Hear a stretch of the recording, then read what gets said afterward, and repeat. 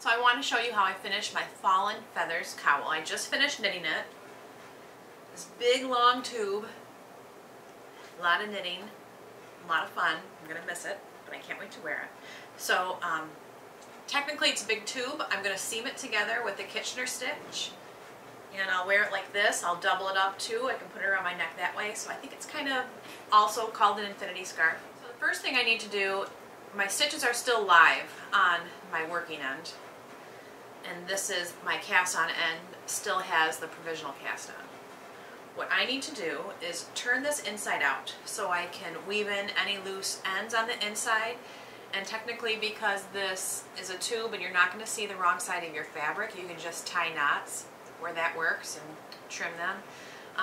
But I'm going to turn it inside out, weave in any ends I want to, tie in any knots, and then I'll come back and show you how I Kitchener the two ends together. So when you turn this inside out, since you can put stitch stoppers on your needles here, I don't have them, so I'm just going to hold it and make sure these live stitches don't fall off while I'm trying to get this big long scarf cowl turned inside out. So I got my arm all the way in, and I'm going to slowly wiggle the end out of the opening here to get this wrong side showing. Holding tight onto the end of this needle so I don't lose my stitches. It's kind of like knitting surgery sometimes. Okay, we are inside out now. And I'll just lay it out. And this end I don't have anything to tie it to, so I'll weave this one in. Same with this, and these two I could probably get away with tying together. But I'll go through and I'll take care of the inside loose ends, and I'll meet you back here to show you how I Kitchener the top and the bottom openings together.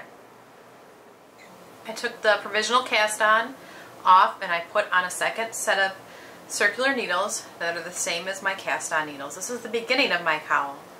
When I cut my yarn from the skein, I cut enough that's about 4 times the circumference of the cowl. And this will be plenty of yarn, long enough tail, it should be plenty enough to do my Kitchener. So I line these up.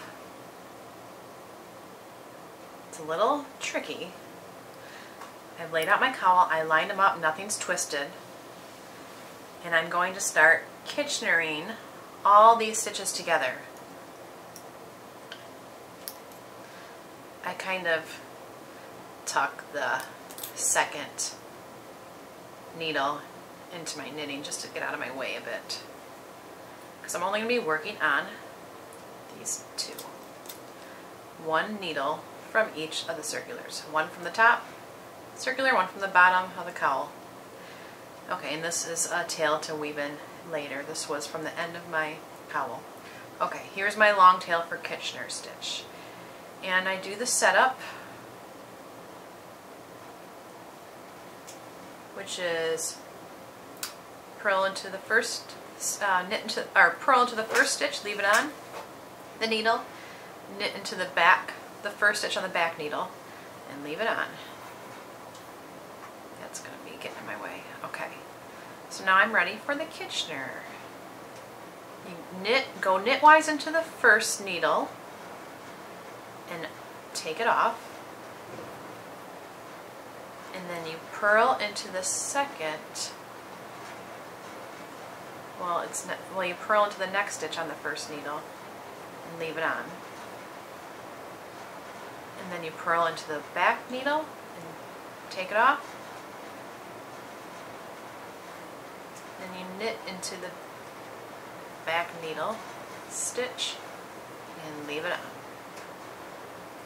Those are your 4 steps, and you keep repeating it. So knit off,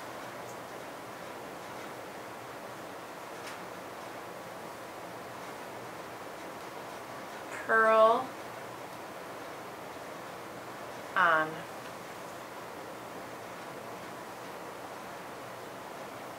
in the beginning this tail is so long it's kind of a bother. You get little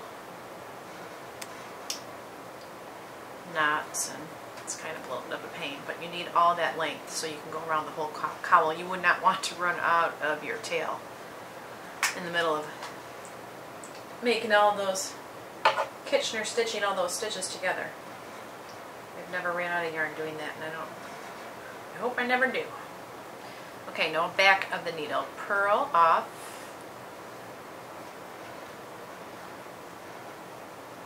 And then knit on.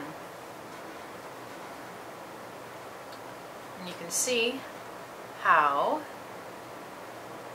it's starting to seam together at the top and the bottom. And it'll look seamless. You won't even know where the beginning and end is. So just continue to do that all the way around.